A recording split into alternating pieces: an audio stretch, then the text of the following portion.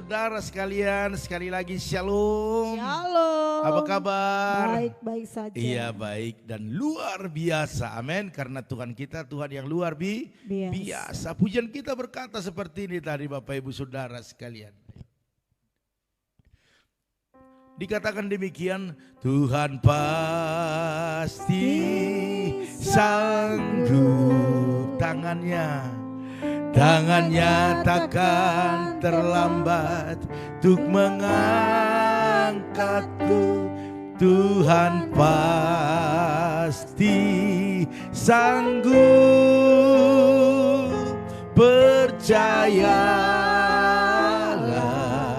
Dia tak tinggalkanku. Luar biasa Bapak Ibu Saudara sekalian, bahwa Tuhan kita adalah Tuhan yang sanggup. Amin. Bukan Tuhan yang mudah-mudahan, ya. Bukan Tuhan insya Allah, bukan. Tetapi Tuhan kita sanggup melakukan hal-hal yang luar biasa.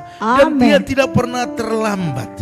Tetapi kekhawatiranlah, ketidakpercayaan kita lah yang membuat kita akhirnya ragu dengan kuasanya, pertolongannya. Pagi hari ini saya mau ajak saudaraku sekalian, jangan pernah ragukan Tuhan. Katakan amin. Amin. Tuhan pasti sanggup. Katakan percayalah,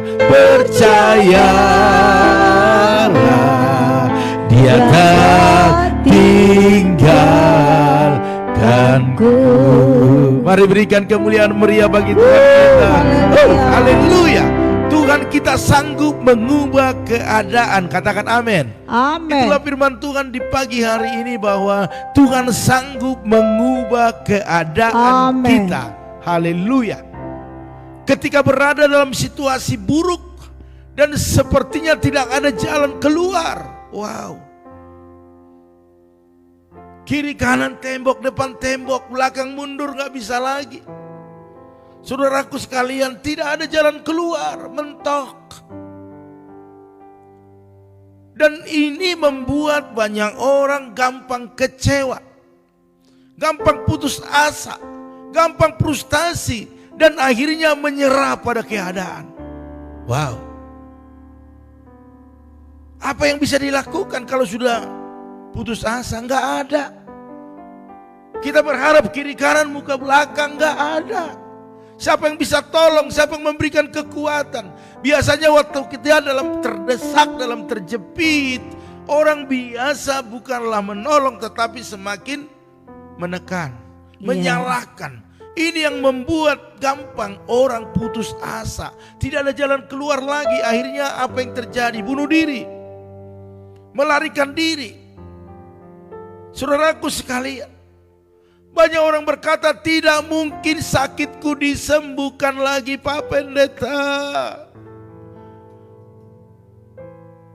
Tidak mungkin lagi. Aku udah berobat kemana-mana tetapi tidak ada. Tidak mungkin hidupku dipulihkan sementara saya baru memulai. Tetapi persoalan demi persoalan sudah datang. Dan banyak juga orang berkata tidak mungkin berhasil. Banyak saingan. Aku udah terlanjur jatuh, gak mungkin lagi bisa bangkit. Udahlah, menyerah. Udahlah, selesai sudah. Saya mau katakan kepada Bapak Ibu sekalian, ketahuilah keberhasilan atau kegagalan bukanlah nasib. Setuju? Katakan amin. Amin. Iya, kegagalan, keberhasilan bukan nasib, tapi merupakan dampak dari respon kita terhadap situasi atau masalah yang terjadi. Iya. Oh, haleluya. Bagaimana respon kita dengan keadaan itu akan mempengaruhi langkah kita berikutnya. Kalau respon kita melihat situasi itu adalah respon yang negatif, maka benar-benar putus asa. Tetapi kalau respon kita dengan situasi yang terjadi itu, kita positif, maka kita akan berjalan juga sesuai dengan respon kita.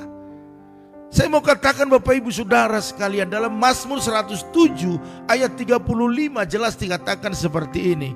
Dibuatnya padang gurun menjadi kolam air. Kita bahas dulu ini Bapak Ibu Saudara sekalian. Bagaimana mungkin padang gurun menjadi kolam air?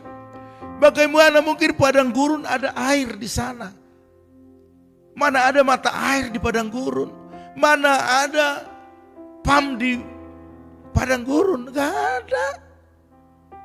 Bangsa Israel melewati padang gurun. Mereka tidak pernah kekurangan air. Bayangin aja. Kenapa bisa seperti itu? Karena apa? Karena Tuhan memelihara setiap anak-anaknya. Amin. Amin. Tuhan sanggup mengubah padang gurun itu menjadi kolam air. Amin. Katakan amin. Amin. Tuhan sanggup mengubah penyakitmu menjadi kesembuhan. Amin. Tuhan sanggup mengubah rumah tanggamu yang mulai sudah goyang menjadi teguh kembali. Amin. Tuhan sanggup mengubah keuanganmu yang sudah tidak ada lagi menjadi ada. Katakan amin. Amin. Haleluya. Bukan kau berkata bayar ini, gak ada lagi Pak Pendeta, sudah selesai hidupku. Saya mau katakan belum berakhir. Amin. Haleluya. Tetap masih ada kesempatan, tetap masih ada jalan keluar. Sebagaimana bangsa Israel tetap mengalami kesejukan, mengalami terang benderang, baik itu waktu mereka malam, baik itu siang, mereka mengalami sejuk waktu berjalan di padang gurun itu, dan mereka tidak pernah kekurangan air. Amin.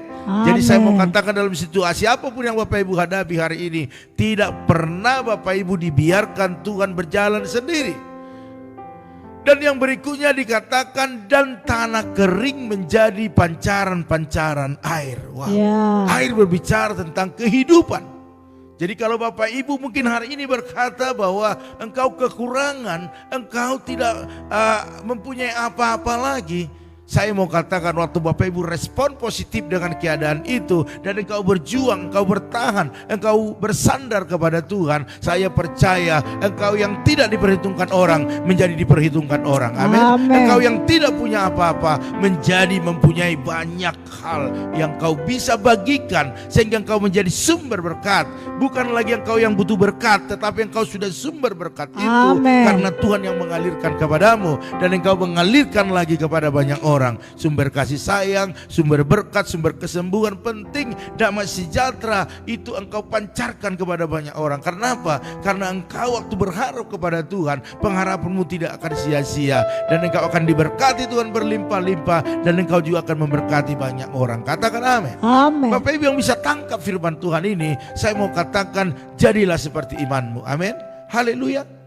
Tapi belum terjadi Pak, belum ada mengarah ke sana. Saya mau katakan, kalau Tuhan yang berkehendak engkau diberkati, kalau Tuhan yang berkehendak engkau diangkat posisimu lebih tinggi lagi, tidak sulit bagi Tuhan. Katakan amin. Amin. Haleluya.